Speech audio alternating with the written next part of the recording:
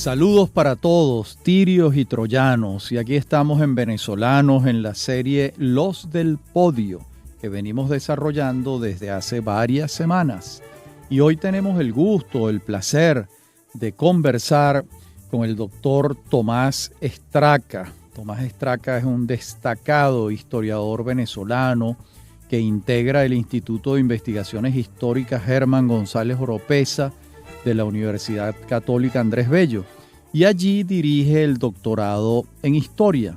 Estamos hablando de un venezolano que nació en 1972, que tiene 50 años. Tomás, bienvenido. Gracias, Rafael. Vamos a ver, Tomás, ¿cómo es esa familia a la que tú llegas en Caracas en 1972? ¿Cómo eran tus padres? ¿Qué nos puedes decir de ellos, de Úrsula, tu hermana? ¿Cómo es ese mundo al que tú llegas? Bueno, particular en algunas cosas, aunque en otras muy insertado dentro de lo que fue la Venezuela del siglo XX, porque yo soy hijo, digamos, de dos migrantes que se encuentran en Caracas, ¿no? Muy bien. Migrante interno, porque esto es una dimensión importante, la gente que se viene del interior de Venezuela a Caracas, que yo digo que es la primera gran migración que se va a parecer a lo que los venezolanos hemos vivido últimamente cuando se ven al exterior, o sea, los migrantes pobres que se van incluso caminando. Mi mamá de Barlovento. Muy bien. Mi mamá de Barlovento llega a Caracas en el año 63, ya nace cerca de Tacarigua, y ese es todo un universo barloventeño, un universo muy insertado dentro de lo popular. Muy bien. Cría en San Agustín. Y mi papá, él es ¿A dónde austriaco. llega en Caracas? ¿A San Agustín? A San Agustín, que es el barrio de los barloventeños. San Agustín del Sur. Del sur, exacto. Que Muy bien. el día de hoy está muy, muy en boga. No, pues, maravilloso lo que pasó ahí. Exacto, hacen fiestas ahora. De ser un sitio peligroso hace unos años, ahorita es el sitio preferido de los museos de Caracas para bailar. Sí. Y yo creo que mi papá fue de esos primeros museos que fue a San Agustín. Papá, él es austriaco. Bueno, realmente él nació en lo que era Checoslovaquia. Ajá. En la minoría de habla alemana de Checoslovaquia. En Checoslovaquia había una minoría de habla alemana, muy conflictivo su existencia ante el contexto de la Segunda Guerra Mundial. ¿Más de la República Checa o de Eslovaquia? De la República Checa. Exacto. Muy bien. Es un pueblo que está pegado a la frontera de Austria. Muy bien. En Linz, es lo que está más cerca, por lo que se llama Grazien, o en checo Novigrady. Y entonces esta es de esa minoría checa, y en medio del cataclismo de la guerra ocurren muchas cosas en ese lugar, y una de ellas fue la limpieza étnica de aquellos de habla alemana. Se van a Austria, los expulsan, como todos los de habla alemana en la República de Checoslovaquia, casi todos, y bueno, expulsado de una a otra, fue llegando a Venezuela en esa gran masa de inmigrantes que estaban buscando otro destino. ¿En qué año llega? 52. Ok, estamos hablando del antropólogo austríaco Helmut Straca, y tu mamá, que se llama María Luisa Medina de Straca. Y ustedes son dos hermanos. Dos, sí. Mi hermana Úrsula, que es 3 años menor que yo. Bueno, ya dije al aire le da, a lo mejor no le gusta tanto. Y yo. O sea, ¿Y Úrsula estudió? ella estudió Derecho en la Universidad Católica, aunque tiene tal vez un espíritu un poco más artístico que el Derecho. Ella creo que se reúne contigo y podrían entrar en contacto inmediatamente por aquello de abogados un poco extraviados, artistas extraviados en el mundo del derecho. Ella se dedicó al tema de los derechos humanos. Actualmente está haciendo un doctorado en eso, inclusive. Qué maravilla. ¿Dónde estudiaste tú la escuela primaria? Yo estudié en una escuela pública. Mi formación eso es otra cosa de la Venezuela. Yo soy formado en la educación pública. Muy bien. Lo único que estudié en educación privada es en la Católica, donde saqué el doctorado, ¿no? Claro. Pero yo estudié en una escuela pequeña municipal que a lo mejor era premonitorio porque el nombre era José Gil Fortul, un historiador. Una escuela que quedaba por Altagracia. Sí. Y después la mudaron a La Pastora. Se ve todos los que, si tú por la avenida Boyacá subes desde La Pastora, tú ves la escuela José Gil Fortul allí. Vale. Ahí estudié la primaria. ¿Y el bachillerato lo estudiaste en el Liceo Gustavo Herrera, aquí al final de la avenida Libertador? Exacto, el liceo que le cambió de nombre, se llama algo Navarro, se llama Liceo Deportivo. Para nosotros seguirá siendo el Liceo Gustavo Herrera. Gustavo Herrera es una referencia, ¿no? Por supuesto. Ahí estudié los últimos 2 años de bachillerato. En aquel momento el Gustavo Herrera era solamente para 4º y 5º año. Nosotros nos mudamos a Chacao en el año 86, por allí. Y yo estudié, entonces, antes había estudiado en Santos Michelena y después en Fernando de Peñalver, y rematé el Gustavo Herrera. Ok. Y egresaste de allí en el año 1989. En el 89, exacto. Y entraste a estudiar en el Instituto Pedagógico de Caracas para formarte como profesor en ciencias sociales. Hoy en día, el Instituto Pedagógico de Caracas se llama Universidad Pedagógica Experimental Libertador. Te graduaste de profesor. ¿Dabas clases en bachillerato mientras estudiabas? Sí, claro, sí. El pedagógico ya en aquella época formaba parte de la UPEL, la Universidad Pedagógica Experimental Libertador, que los une. Sí, el pedagógico tenía la cátedra, sigue teniéndola, fue hace relativamente poco. Y bueno, vi las circunstancias durísimas en las que está el día de hoy, pero hay algunas cosas que se mantienen.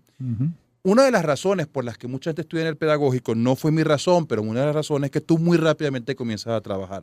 Ya. Y entonces tú comienzas siendo un estudiante que trabaja y terminas siendo un profesor que estudia. Yo desde el tercer semestre comencé a dar clase en bachillerato y duré 12 años, 13 años dando clase en bachillerato como profesor, profe. ¿En qué liceos dabas clase? Yo di clase en, liceos públicos y el Liceo Simón Bolívar, hice práctica docente, pero básicamente trabajé en colegios privados. Ahí sí, ¿cuáles eran? Trabajé en el Colegio Teresiano del Paraíso. Allá en Los Laureles. En la casa de Pedro Manuel Arcaya. Exactamente, en la casa de Pedro Manuel Arcaya. Ya estaba asignado por la historia, Está ¿no? asignado, esa bellísima casa de Pedro Manuel Arcaya, bella, sí. Que en el piso de arriba está en una torre con unas aspilleras que tú puedes darte cuenta. Di clase en el Colegio Santiago de León de Caracas. Muy buen colegio. Relativamente cerca. Di clases en el Colegio Clarete, en el Hatillo. Di clase también en una especie de parasistema, una especie de liceo obrero que viene el pedagógico los domingos para darle clase a los obreros. Di clase en el INSE. Bueno, eso fue básicamente donde... Ahora, cuando tú entraste para formarte como profesor en ciencias sociales, ¿tu vocación histórica ya había aflorado o no? Sí, claro. Sí. O sea, tú entraste porque querías ser historiador. Exacto. Muy bien. Yo descubro el amor por la docencia en el pedagógico, pero no es el plan inicial. Claro, como mi papá estaba en el mundo, aunque él era vocacional, él no era profesional en esto, está en el mundo de la antropología, él escribió cosas, la Sociedad Venezolana de Ciencias Naturales. Hay algunas referencias que para mí son referencias de infancia. O sea, Cruchen es una referencia para mí de infancia, Mario Zanoja una referencia de infancia. Sin ser amigos cercanos a papá, pero Erika Wagner, amiguísima de papá. Entonces, yo ya tengo una vocación. ¿Y Angelina Polatel? De la familia. Era de la familia. Claro, porque además era austríaca. Y madrina de mi hermana y de la familia. Y cuando papá se murió, una especie de hada madrina, o sea, decir de verdad, muy cercano a nosotros. Y entonces, yo desarrollé la vocación por la historia. Que a papá le haya gustado no significa que necesariamente yo la fuese a desarrollar. La desarrollé y yo me dije, estando ya en en bachillerato, bueno, yo quiero estudiar historia, pero ¿qué me puede garantizar una vida razonablemente digna? Si estudio historia, o sea, es decir, ¿cómo puedo ganar el pan? Que para mí era muy importante, papá se había muerto, mamá había montado un kiosco, yo trabajaba con mamá, yo tenía 16 años, era una persona que ya pensaba bajo estos términos. Claro, porque tenías premios, ¿no? Tenía premios, yo digo, el pedagógico es un camino. Y aunque mis compañeros de Gustavo Herrera, que eran más bien de clase media y clase media alta, lo vieron como una locura, yo vi a mis profesores de Gustavo Herrera y tengo que admitir que en la década de 1980, ser profesor no era ni remotamente... Todos vivían en buenos apartamentos. No eran ricos, pero vivían muy dignamente. Claro. Muy dignamente. Una Venezuela con una moneda dura hasta 1983. Exacto. Sí. Y después haces tu maestría en la Universidad Central de Venezuela. Haces una maestría en historia. Exacto. ¿Tu tesis cuál fue en esa maestría? Este libro, La Voz de los Vencidos. Que viene de ahí. Esa es la tesis mía, exacto. Ya. Que fue el pensamiento de los realistas durante la independencia, ¿sí? ¿Qué profesores recuerdas en la Central? Estos días justo uno de los jóvenes investigadores que que se incorporaron a la Católica me estaban preguntando sobre esto. En la Central de la maestría en la maestría de Historia de la Central tuvimos muy buenos profesores. Tuvimos Inés Quintero, nos dio clase 2 o 3 semestres, que terminó siendo mi tutora en 2 o 3 seminarios. José Ángel Rodríguez, a quien recuerdo con una enorme admiración, maestro. Vaya, que José Ángel había que sudar para arrancarle un 15, un 16, pero cuando lo recibías tú decías, bueno, aquí aprendí.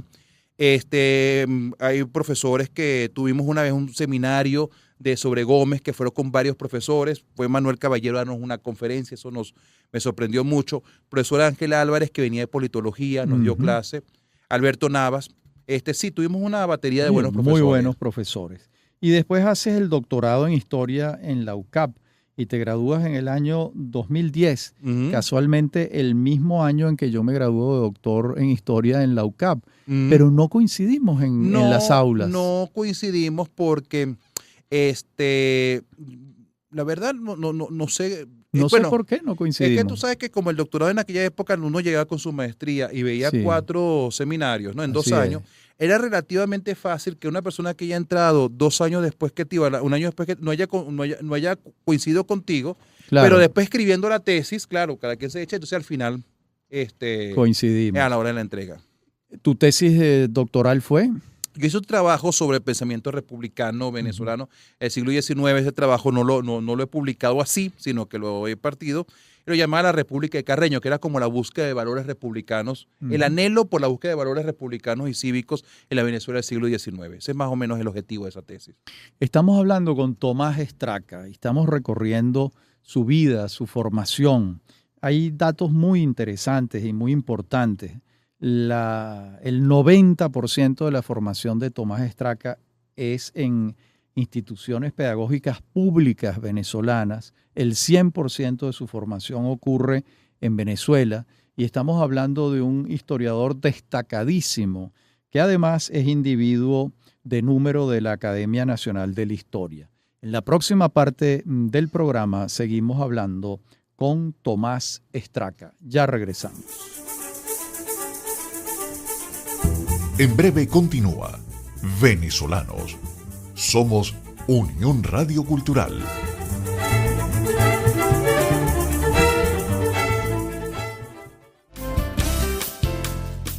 Estás escuchando Unión Radio Cultural. Este y otros programas de Venezolanos los puedes oír en formato podcast a través de Anchor.fm. Para alguna sugerencia sobre este espacio, pueden escribirnos al correo rafaelarraiz@hotmail.com y en Twitter @rafaelarraiz. Somos Unión Radio Cultural. Estamos de regreso con Venezolanos. Somos Unión Radio Cultural.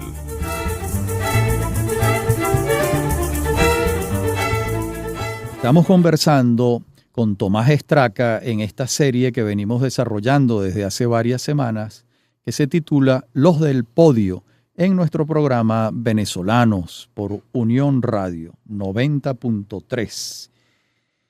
Tú comienzas a integrar el consejo editorial, Tomás, de la revista Tierra Firme, a la vez que comienzas a dar clases a nivel superior en la UCAP y en el Instituto Universitario Pedagógico Monseñor Arias Blanco. Ese es el momento en el que cesas de dar clases en bachillerato. Pasaste unos 12, 14 años dando clases en bachillerato. Sí, yo yo comencé a dar clases en bachillerato en el 94, por allí más o menos, siendo estudiante, y yo dejé de dar clases de bachillerato en el 2004, de tal manera que yo fui profesor de bachillerato y profesor universitario, donde era profesor de bachillerato en las mañanas, iba a la universidad 2 noches y los sábados al Monseñor Arias Blanco, cuando trabajé allí durante un año. Estuve así como 3, 4, tal vez 5 años, donde era básicamente un profesor de bachillerato con unas horas en la universidad. Ese más o menos era Cuando dejas el bachillerato y te concentras en la universidad, además pasas a ser un profesor investigador, que es lo que eres hoy en día. Es lo que soy exactamente, el día de hoy. Y has hecho investigaciones, por supuesto en Venezuela, pero también has estado en los Estados Unidos, en México y en Colombia en labores de investigación. Relátanos esas 3 experiencias. Sí, mira, es un dato interesante. Yo comienzo en la investigación, en el tema de historia. Mi primer trabajo como investigador es un poco sorprendente, pero uno arranca por donde arranca, Rafael. Uh-huh. Yo trabajaba en 2 sitios, tal vez podrían parecer poco probables o improbables. Por un amigo, porque siempre uno está en las redes y tal, uno tiene sus redes de amigos y de contacto, entro con un proyecto de patrimonio cultural Uh-huh. en el Instituto de Estudios Regionales y Urbanos de la Universidad Simón Bolívar, Uh-huh. donde soy el único historiador. IERU, exacto. IERU. El único investigador rodeado de arquitectos y urbanistas, y me meto en aquel mundo, ¿no? Que todavía tengo un montón de amigos arquitectos y urbanistas, que yo lo que necesitaban era alguien que le buscaba papeles y tal para soportar las cosas históricas, su investigación histórica. Y en la Católica, donde yo comencé a dar unas clases de historia económica en la Escuela de Administración y Contaduría, muy particular eso, porque yo terminaba casi a las 10 de la noche. E imagínate tú dar unas clases de historia a un montón de gente que trabajaban en bancos, sobre todo. Llegaba a la Católica en la noche y tenía que ir a una clase de historia casi a las 10. Uno tenía que hacer magia para que ellos no se durmieran. Pero bueno, el cuento es que después entró a trabajar en el Centro de Estudios Religiosos, que ahorita no existe en LOCAP, porque se fue para teología, en una línea de historia de la iglesia. Ya. Que esa es una línea que tú has trabajado. Que he trabajado mucho, entonces en la cual seguí trabajando por mucho tiempo. La gente piensa que soy de origen, que si yo fui seminarista o que si fui un jesuita que salió. No, entré ahí por... Bueno, pues entonces sí, pero después poco a poco Elías Pino me rescata, me lleva para el Instituto de Investigaciones Históricas, después que lee la Voz de los Vencidos, que es el libro de verdad que me abrió puertas. Muchas puertas, de verdad es impresionante.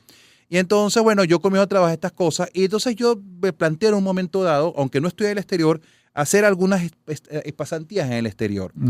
La primera pasantía en el exterior la hago en México, en el Centro de Estudios Latinoamericanos de la UNAM. Muy bien. Que es un centro que fundó Leopoldo Sea. Ya. Yo me conecto a través de algunos amigos mexicanos, me entero de esto, aplico y hago ahí una investigación sobre el bolivarianismo en México, que hice un trabajo. Ahí estuviste un semestre. Estuve un semestre y fue una experiencia mexicana muy importante que para mi formación fue de verdad. Luego... En los Estados Unidos. En los Estados Unidos. En los Estados Unidos yo apliqué por una Fulbright, yo soy Fulbrighter, y llegué a un college de liberal arts, es decir, un college que es como de pregrado, en California llamado el Pomona College, que es muy importante allí porque hay un historiador venezolano muy importante, que es Miguel Tinker Salas, que ha trabajado el tema del petróleo, ha trabajado estas cosas. Y entonces allí hice una investigación que era un poquito de intercambio intelectual entre Estados Unidos y Venezuela. Lo último fue en Colombia, hace relativamente poco, y eso fue dentro del marco de las relaciones en la que llaman la USJAL, la Asociación de Universidades Jesuitas de América Latina, que había un convenio con LUCAP, y me invitan a Colombia. Estoy en el Instituto Pensar de la Universidad Javeriana, y allí desarrollé un trabajito en el que quisiera profundizar después, que es Venezuela vista por intelectuales colombianos, que es interesantísimo. Por supuesto. Es impresionante. Muy interesante.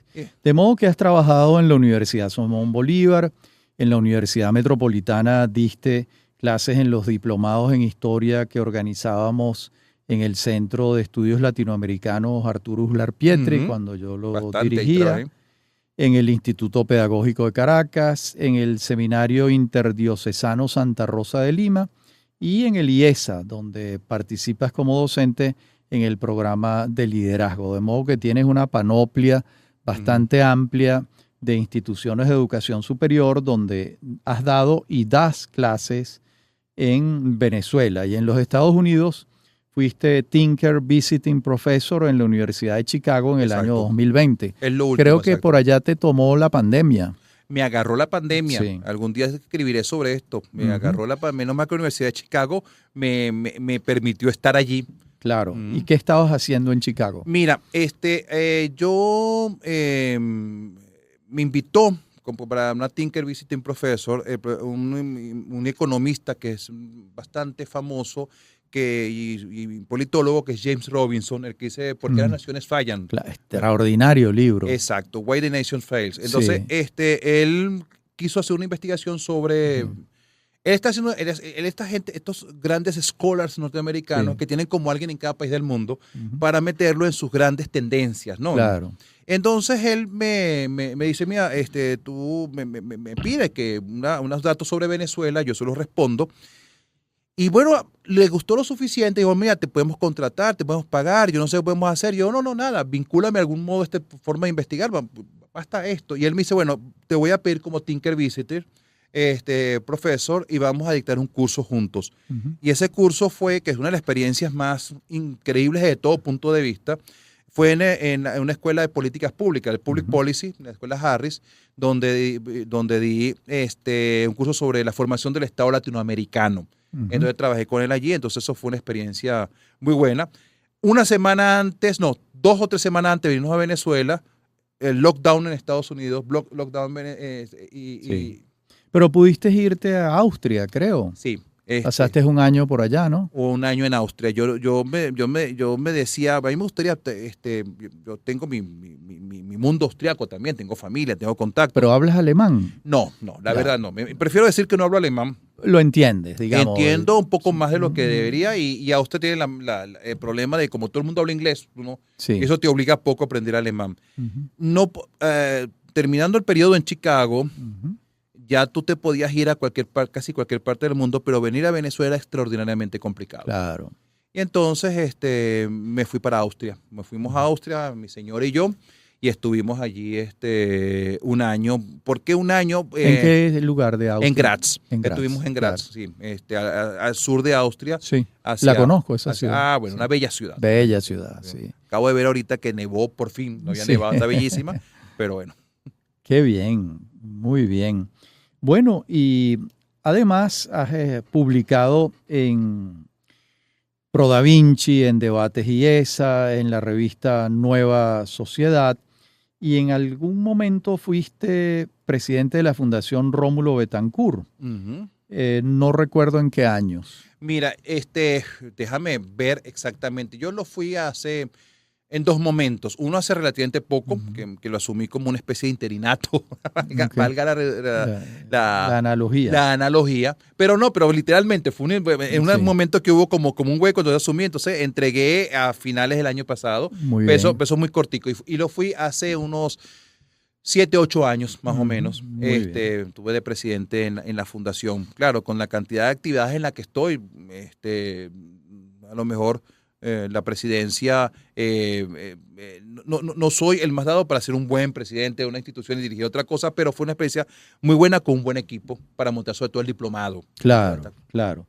Y en el año 2016 te incorporas como individuo de número de la Academia Nacional de la Historia. Tu discurso de incorporación versó sobre... La historia como fuente de ciudadanía. Ok, muy bien. Ese tema que me persigue Sí. una y otra vez, o yo persigo el tema, no sé, o a lo mejor un amor correspondido, los dos nos queremos. Ujú. Claro que sobre todo me es muy caro como profesor, ¿no? Como Ujú. profesor de bachillerato, como la historia, como la formación en historia, como esto que haces tú en la radio, en la cátedra, o un libro como Civiles, Sí, todavía estaba revisándolo, se convierte en un instrumental, en un utillaje, como hubiera dicho Lucien Febvre, para formar ciudadanos. Entonces, claro. y las herramientas que esto tiene, porque claro, es una herramienta muy poderosa Ujú. cuando lo formas para la libertad. Cuando Claro. la formación de la historia es formar gente. Estos días te oí que estás hablando con Enrique Lazo sobre esto, Ujú. donde aprender a aprender a hacer. Sí. Tú insistías en esto. Y pero también es una herramienta muy poderosa cuando la quieres agarrar para manipular y agarrar a un niño. Claro, por Entonces, supuesto. gire un poco en torno a esto. Claro, y que eso está permanente en todo tu trabajo, la responsabilidad ciudadana. Y ha ocurrido algo que probablemente nuestros colegas historiadores no hayan advertido con mucha precisión, y es la aparición de las redes sociales, que es un instrumento extraordinario para divulgar ideas, para formar ciudadanos, ¿no? A través de las redes, de Twitter, de Instagram, de Facebook. De modo que allí hay un instrumento, y de estos videos que circulan por todas partes a través de TikTok o de Instagram. Algunos historiadores lo hacen. Veo, por ejemplo, el profesor Pino Iturrieta, es un tuitero diario. La profesora Inés Quintero tiene unos videos en Instagram. ¿Cuándo en el mundo de las redes va a entrar Tomás Estraca? Bueno, yo tengo alguna actividad en Twitter, y tengo alguna actividad, pero claro, no soy un gran tuitero, ¿no? Claro. Esa capacidad para el aforismo que Sí. se necesita para estar en Twitter no la tengo plenamente, entonces al final termino haciendo una especie de pequeños artículos por hilos y yo no sé si eso es lo correcto. Yo creo que no. No, lo mejor es el Sí, aforismo. es el aforismo, el epigrama. El epigrama, No. claro. Tú puedes hacer un hilo de vez en cuando para algo, Claro. pero con 3 o 4, ¿no? Ya cuando Sí. ya después de eso ya pasa. Y me han dicho algunas personas que guinde cosas, por ejemplo, en Instagram o que ponga a grabar. Bueno, es cuestión de plantearlo. Muy bien, entonces en la próxima parte del programa vamos a ir revisando la obra escrita de Tomás Estraca, uno a uno sus libros, que ya son unos cuantos. Ya regresamos.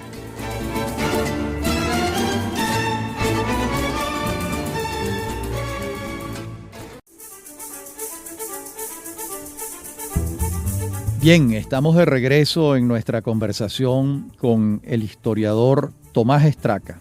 Hablábamos hace un rato en el programa sobre ese libro, La voz de los vencidos, que fue tu tesis de maestría, entiendo yo, y que te presentó frente al mundo de los colegas historiadores. Allí tú trabajas las ideas del Partido Realista de Caracas entre 1810 y 1821. Fue un aporte realmente La voz de los vencidos, porque siempre solemos hablar sobre la voz de los vencedores. Exacto. Y no los vencidos. ¿Por qué escogiste ese sesgo? Mira, tú sabes que uno va llegando, los temas le van llegando a uno y uno los va descubriendo poco a poco y ellos te van conquistando. Yo, la base del libro fue un trabajo que hice en el pedagógico. Esto es interesante. Había dos opciones para una materia. Una de las opciones era hacer un trabajo que ahora veo que es interesantísimo, que era revisar la revolución industrial, los ecos. Eso es la profesora Carmen Sofía Carvajal, nos puso todo en el pedagógico. Revisar los ecos de la revolución industrial en la prensa venezolana del siglo XIX. Es decir, un trabajo que... Y otro trabajo, dijo, el que no quiera hacer este trabajo, que haga algún otro trabajo con fuentes primarias. Lo vemos que puede ser. Y yo ya era asistente de investigación en el pedagógico. Yo comienzo como investigador en realidad, o sea, me contratan como investigador en la Católica y en la Simón Bolívar. Pero yo comencé como comenzamos muchos muchachos, o como comienzan muchos cuando son muchachos. Como asistente de investigación con un profesor para hacer un trabajo de historia colonial, muy de la historia colonial de los años 90. Y comencé a investigar en el Archivo General de la Nación. Y ahí me llamó mucho la atención cuando yo comencé a dar con documentos en la época de independencia de gente que hablaba en contra de la tolerancia, hablaba en contra de la igualdad. Yo digo, pero ¿cómo es posible que haya locos así? Sí, la serpiente de Moisés, ¿te acuerdas? Cosas como la serpiente de Moisés. Sí. Y yo digo, yo soy un muchacho que me da muchísima risa aquello. Claro. Después me di cuenta de la dimensión del drama y la tragedia que estaban viviendo. Y yo propuse ese trabajo. Y inicialmente era la ilustración vista por los funcionarios reales de la... Claro. En el fondo eran los que estaban interpelados, aterrados con el movimiento liberal, desde las posiciones más conservadoras, ¿no? Exactamente. Entonces los ultramontanos, entonces gente que... Un libro que se publicó en España llamado El filósofo rancio, Dios mío, tú publicar un libro y que sea en serio. Pues yo puedo publicar ese libro y que es una humorada, pero claro, si es en serio. Sí.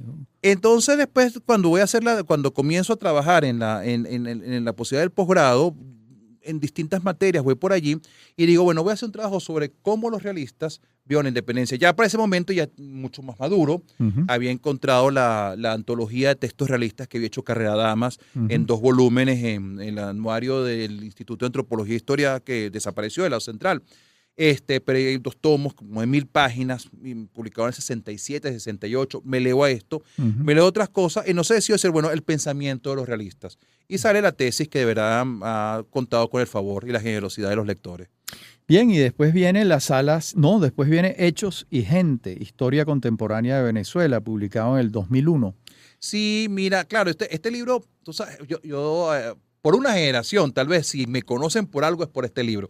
Todavía me pasó una cosa muy graciosa, esto hace ya un par de meses. Estoy yo en una ferretería, digo mi nombre, para la factura, y el muchacho de la ferretería, Tomás Estraca, eso me suena de algo que leí en el colegio. Entonces yo le dije a mi esposa, no, pues llegué a la gloria. Claro, un libro para bachillerato. Para bachillerato, porque ahí hay otra, siempre haciendo muchas cosas. Una de las cosas que en el pedagógico pasaba es que a veces las editoriales escolares nos buscaban a los que más o menos íbamos a escribir, y yo comencé a trabajar en esto. Entonces un contrato llevó a otro y después me llamaron para que hiciera un libro de 4º año. Y este libro de 4º año era para responder a una reforma educativa que no ocurrió nunca. Ellos me dijeron en aquella editorial, era una editorial, que creo que puede ser el nombre, porque ya esa editorial no existe ni en Venezuela ni en Colombia, que es Editorial de Excelencia, que era el Grupo Norma que estaba aquí en Venezuela. Y entonces ellos me dicen, mira, aquí hay una reforma... Vamos a adelantarnos. Y quiero que le hables distinto, quiero que hagas una cosa distinta para los alumnos, para los muchachos. Y yo había leído Ética para Amador. Y yo lo que hice fue imitar esa forma de diálogo con los alumnos. De Sabater. Es un fusil de Sabater en el estilo, pero fue un exitazo, a los chamos les encantó. Qué bien. Ese libro no se ha vuelto a publicar y tú no puedes creer que por internet me escriben pidiéndome, porque hay colegios donde hay todo un mercado secundario, este libro en fotocopias y tal. Claro, qué bien. Y después vienen las alas de Ícaro, indagación sobre ética y ciudadanía en Venezuela. Tú revisas el periodo de 1800 a 1830. Bueno, dialoga con la voz de los vencidos, al menos en relación con el periodo, ¿no? Sí, sí, sin duda. No está, digamos, no, lo veo ahora y siento que Las alas de Ícaro no es un libro que no quedó tan completo, tan realizado, pero sobre todo sí el pensamiento ético. Uh-huh.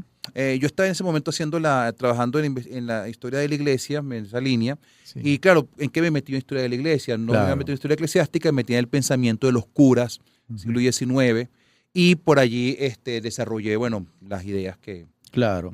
Y de hecho, el libro siguiente, Un reino para este mundo, catolicismo y republicanismo en Venezuela, publicado en el año 2006, continúas trabajando en esa línea, ¿no? Claro, ese libro es el resultado de ese par de años que estuve en la historia de la iglesia. No hice un libro orgánico, pero sí hice la iglesia ante distintos momentos de la formación de la República Venezolana. Creo que el título ahora me parece un poco pomposo, pues bueno, ¿qué es lo que entiendes por republicanismo? Sí. Pero es la idea de la república desde la perspectiva liberal, el pensamiento de Dios en los liberales venezolanos, Sí. que eran liberales, no eran clericalistas, pero no por no ser clericalistas eran ateos, no, eran creyentes, e inclusive Sí. católicos que ya creían, pero esperaban a otra cosa en el catolicismo. Luego el pensamiento de algunos sacerdotes, después la vuelta hacia el ultramontanismo, en la iglesia restauradora en la época de Gómez, y luego la iglesia que se va democratizando. Son como 3 o 4 etapas. Qué bien.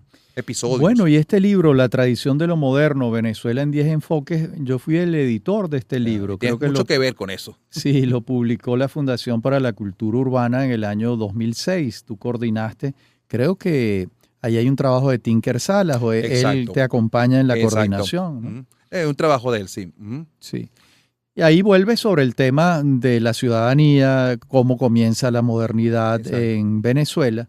Y después vamos a tener 2 libros que yo valoro mucho, que los he leído con mucha atención, subrayados, que son las biografías de Julián Castro y la biografía de Juan Crisóstomo Falcón para la Biblioteca Biográfica Venezolana del diario El Nacional, que coordinó Simón Alberto Consalvi durante toda la existencia de la biblioteca. Estos libros son del año 2006 y del año 2007.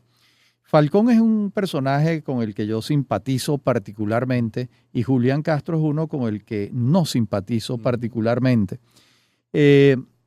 Cuando leí Julián Castro me dio la impresión de que tú habías comenzado con antipatías hacia Julián, pero terminaste comprendiéndolo también. Con cierta conmiseración. Exactamente.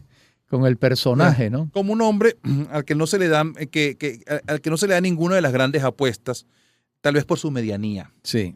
Entonces, si él a lo mejor hubiera tenido una conciencia mayor de cuán mediano era y hubiese puesto las aspiraciones en otro nivel, de repente hubiese pasado. Pero tenía aspiraciones que iban más allá de lo que podía. Y no lo juzgo por el momento de la Guerra Federal, porque ese momento que Venezuela se viene abajo ante la Guerra Federal, el país se le va de las manos a cerebros como el de Fermín Toro. Pues, claro, o sea, eso te excusa, ¿no? Claro. Pero el resto de su vida, o sea, comenzar tu vida tratando de tumbar a Vargas, como el subteniente que acompaña a Pedro Carujo en la hora de Vargas. Claro. Y terminar tu vida política fusilando a Matías Salazar, Dios mío. Eso, sí. O sea, es un atropello detrás de otro. Sí. Exacto. Así es. Falcón es otro caso. Falcón es un caso tan curioso porque era prácticamente un hombre ilustrado. Exacto. Y tú recoges testimonios de cómo Falcón en medio de la batalla en las noches estaba leyendo. Exacto. Y cuando él termina su épica, se va a Europa y se conoce las obras de los museos porque ya las ha estudiado. Pero por otro lado, como gobernante, dejó mucho que desear. Es un perfecto desastre. Tal vez este libro yo hiciese un poco más de énfasis, ahora pienso, ¿no? Que debía haber hecho un poco más de énfasis en cuán desastroso fue el gobierno de él. Claro. Falcón es un hombre, mi conclusión, digo 2 cositas rapidito antes del corte. La primera, mi conclusión es que es un hombre que él se mete en la política, porque la política es el negocio familiar. Sí. Y en aquella época el hijo varón tiene que asumir el negocio familiar. Su hermana que es la que después se casa con Zamora. Estefana. Estefana es mucho mejor política y mucho mejor cabeza. ¿Qué? Pasa que estamos en 1850 y ella no podía ser. Claro. Entonces le dicen que aquella familia de caudillos a usted le toca. Sí. Pero él no lo hubiese querido. Y la otra cosa que es las cartas de Falcón. Yo creo, Rafael, que hay que hacer una reedición de esas cartas de viaje a Europa, porque siempre hacemos ediciones de viajeros europeos ilustrados que vienen para acá. Y no de un venezolano ilustrado que va para Europa y que es capaz de decir, cuando se entera del feudalismo, esto se parece a lo que tenemos allá. Con toda razón. Con toda razón. Además. Yeah. Además. Bien, entonces venimos conversando con Tomás Estraca. Contra Bolívar es una compilación y comentarios de los artículos del periodista realista José Domingo Díaz contra Simón Bolívar. Esto es una recopilación del año 2009. En la última etapa del programa vamos a hablar de varios libros recientes de Tomás y comenzaremos con un libro que ha tenido mucha repercusión, muchos comentarios, que es La épica del desencanto, un libro del año 2009. Ya regresamos. En breve continúa Venezolanos. Somos Unión Radio Cultural.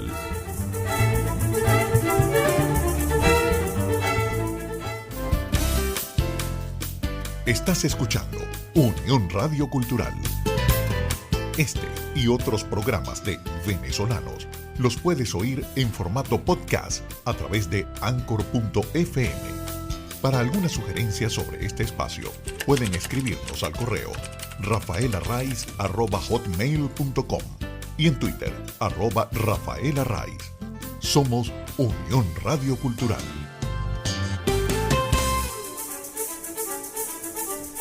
Estamos de regreso con Venezolanos. Somos Unión Radio Cultural.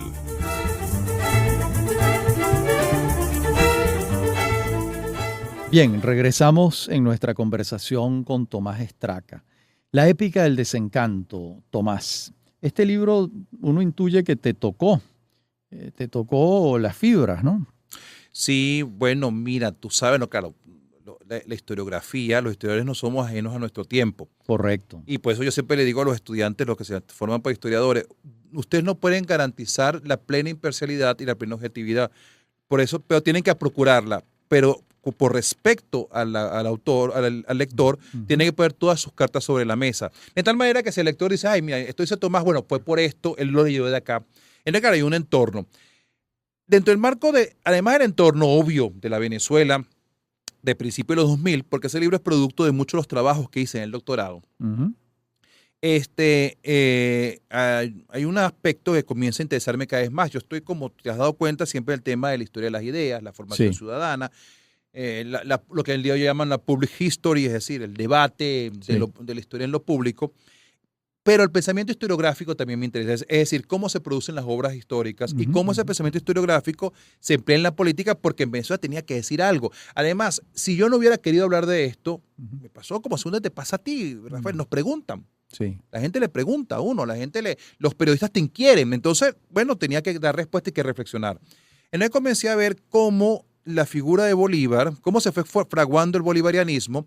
Claro, yo no voy a dar el gran discurso de cómo se fue fraguando, porque ya eso Carrera Damas y Luis Castro Leiva lo han explicado muy bien. Pero sí hay aspectos concretos de esa gran historia que se pueden tomar. Entonces yo tomé algunos casos que podían ser interesantes. Y arranqué con uno, voy a decir nada más dos acá porque el tiempo apremia, pero arranqué con uno que es lo que llamé Hartos de Bolívar, que por primera vez en la historia venezolana, todos los grandes historiadores comenzaron a marcar como distancia con respecto a Bolívar y al bolivarianismo. Claro. Siento que en ocasiones hasta de forma exagerada. O sea, yo le digo a la gente, no porque no estés de acuerdo con una corriente política, le vas a caer a palo a Bolívar o sea, caerle a palo por lo que él hizo o no hizo, ¿no? Claro. Pero me llamo eso. Yo digo, esto es un dato sociocultural muy interesante. O sea, ¿cómo es posible que las figuras más importantes de la Academia Nacional de la Historia ahora sean tan críticos de Bolívar, a que está pasando algo? Entonces reviso esto por un conjunto de libros.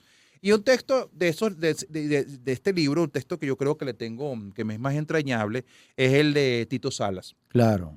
Y es aquel esfuerzo de un artista enormemente talentoso, Mm. pero que en un momento de su vida toma la decisión de no irse hacia el arte moderno. Cuando él dice, yo conseguí una entrevista de Tito Salas, ya muy viejo, con Edgardo de Castro, te acordarás de él. Claro, el periodista de Un Venevisión. Edgardo de Castro joven, como no lo he Sí. visto nunca, visitando un Tito Salas viejo allá en el Toboso, allá en Petare, y Tito Salas diciendo, yo vi allá en París a Picasso, él lo vio, él trató, él alternó con Picasso, 1900, qué sé yo, 8, 9, Ujú. y yo decía, bueno, esa moda va a pasar, no voy a pintar.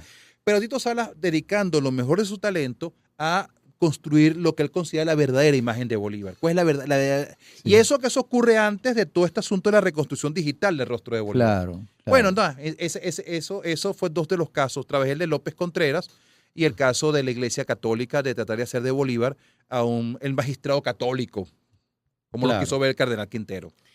Después hay unos trabajos en los que tú participas como coautor o recuperas documentos para el estudio de determinado capítulo de la historia de Venezuela, que es el caso de la historia de la Iglesia Católica en Venezuela, junto con el profesor Manuel Donís. Eres editor junto con Agustín Sánchez Andrés y Michael Seuske de las Independencias de Iberoamérica. Uh-huh. Y llegamos a La República Fragmentada, claves para entender a Venezuela, un libro del 2015, un libro también afortunado, donde tú arriesgas allí algunas claves para el entendimiento del país. Algunas de esas claves del 2015 para acá las has modificado o se han seguido enriqueciendo. Sí, bueno, claro, la República Fragmentada, Uh-huh. que el título viene de un artículo que escribí para Sí. SIC, la revista SIC, que yo decía, bueno, ¿cómo Venezuela no puede celebrar en conjunto su bicentenario cuando el centenario de Bolívar, el bicentenario de Bolívar, eran momentos en los cuales todos los venezolanos parecíamos dejar de lado nuestras diferencias para coincidir en torno, por lo menos, a Simón Bolívar? Como en el 2010 eso no fue posible. Y ahorita es una república que está fragmentada. Entonces ese fue el título. Yo le había puesto otro título al libro, pero Ulises Milla me dice, mira, Tomás, yo soy Ese editor. es el título. ¿Tú quieres que los lectores se acerquen a leerlo o que pasen un rodeo? Claro. Son artículos que publiqué sobre todo en Debates y ESA. Sí. De esas claves hay varias que se mantienen, por supuesto. Uh-huh. Yo creo que hay un artículo inicial que arranca allí que ha gustado mucho, que se llama La larga tristeza, que es sobre la emigración venezolana. Uh-huh. Eso es un retrato de un primer momento al cual habría que acelerarte un segundo retrato, porque no es lo mismo lo que pasó. Aunque la inmigración se mantiene, mutó. O sea, esa es la inmigración inicial de las clases medias y altas que no encuentran un testimonio, un futuro del país, no lo creen encontrar, sobre todo los jóvenes, mis alumnos, que yo veía que se estaban yendo. A esto hay que hacer el capítulo ahora de los empleados y los amigos y la gente, los obreros que también se fueron, ¿no? Claro. Y bueno, Claro. sobre qué es la democracia, qué es la revolución. Claro.